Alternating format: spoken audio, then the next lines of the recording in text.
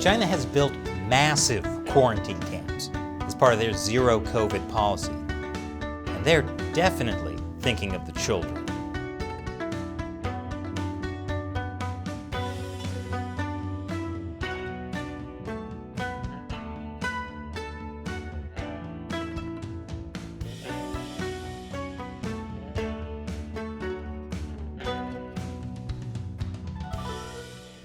Welcome to China Uncensored. I'm Chris Chappell.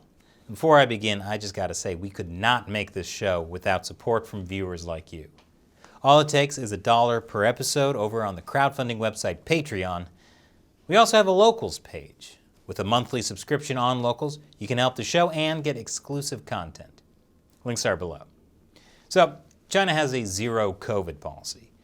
And while we all know the Chinese Communist Party has lied every step of the way about the coronavirus, the party does consider COVID a threat to the legitimacy of their rule.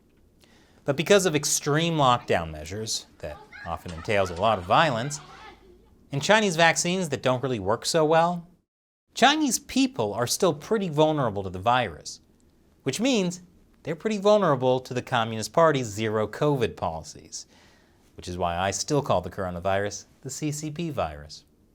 And a new wave of the CCP virus is sweeping China.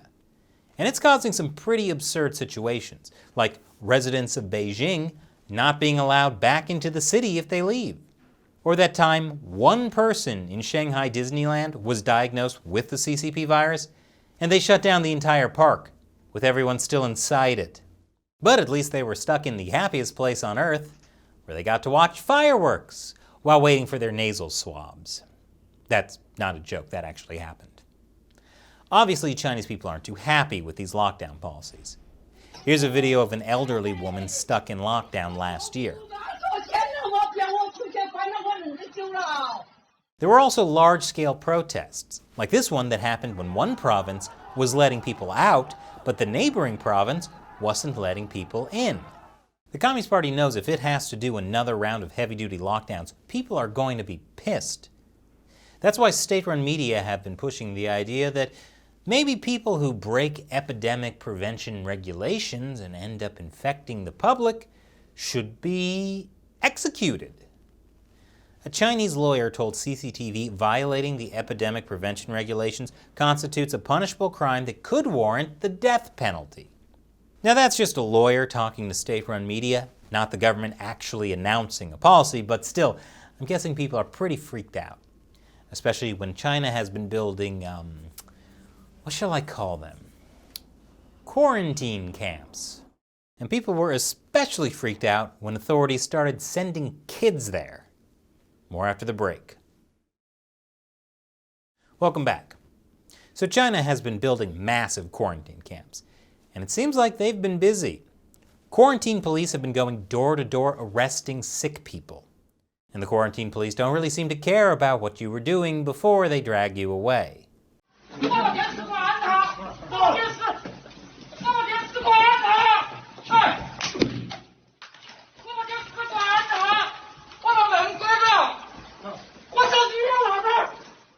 Allegedly, this footage is from Heilongjiang province, where hundreds are being loaded up onto trains to be taken to quarantine camps. And the camps themselves seem to be maybe not the best places for medical help, but at least the food service seems great. And remember, folks, it's communism, so everyone has to pay their fair share. 5010块钱，进来这个隔离是21天，是5010块钱，包括住宿，包括吃。 But it got really bad when people started to notice kids being sent off to the quarantine camps. Allegedly, this footage is from Beijing, when primary school kids were hauled away at midnight without their parents because one kid at school tested positive. It looks like a lot of kids. Now, it's always hard to verify these videos since the Chinese Communist Party doesn't want footage like this leaking out to the public. But one thing we do know is when the party does something to children, that's when Chinese people get upset. In general, the Chinese people have made a kind of agreement with the Chinese Communist Party. They won't criticize the central government or the party in exchange for the chance to make money and improve their lives. But when it comes to kids, that agreement is off the table. Back in 2017, a prestigious private kindergarten was accused of sexually abusing children, and the Chinese internet erupted. Children in the class there were fed pills, jabbed with needles, and forced to strip naked. Geez, was that a kindergarten or a quarantine camp? The Communist Party tried to cover things up, keep things quiet, but parents weren't having it. Because when you do something to their one legally allowed kid, that's not going to go so well. Maybe now that they're allowed 3 kids, parents will feel like they have some to spare, but somehow, I don't think so. And somehow, I don't think carting off kids to quarantine camps without their parents is going to go over so well. And now, it's time for me to answer a question from a member of the China Uncensored 50 Cent Army, what I call the fans who support us in the fight against the CCP, on the crowdfunding websites Patreon and Locals. Today's question comes from Logan on Patreon. Got a history question. We all know the CCP likes talking about fighting the Japanese during World War II.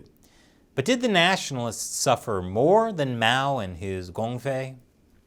An excellent question, Logan.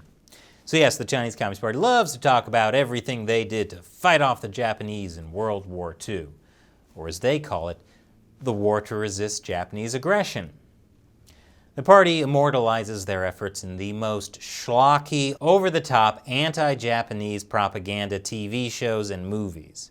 But in the actual war, Mao's communist forces actually did mostly nothing.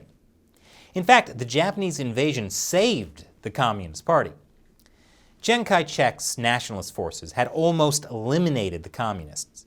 Mao's numbers were devastated after the Long March, basically a forced retreat from Chiang's forces. But before Chiang could wipe Mao's forces out, the Japanese invaded, and he had to call a truce with Mao. And while the nationalist forces fought the Japanese, Mao's forces built up their numbers. In fact, of the approximately 40,000 skirmishes between Japanese and Chinese forces, just 200 were fought by the CCP, or 0.5%. In January 1940, Zhou Enlai sent a secret report to Joseph Stalin, which said that over 1 million Chinese had died fighting the Japanese through the summer of 1939. He further admitted that only 3% of those were CCP forces. According to the CCP's own estimates, it began the war with 30,000 troops. By Victory Day, it had 1.2 million regular troops and around 2.6 million to 3 million militia under its command. And once the war was over, Mao's hyped-up communist guerrilla army crushed Chiang's remaining forces. That's why Chiang had to flee to Taiwan, which the CCP has still vowed to conquer to this day. Thanks for your question and your support, Logan. And thank you to everyone who supports this show, whether it's as simple as liking, subscribing, and sharing this video, or supporting us on the crowdfunding websites Patreon, or the subscription platform Locals. You get different perks with each, so check them out. Once again, I'm Chris Chappell. See you next time.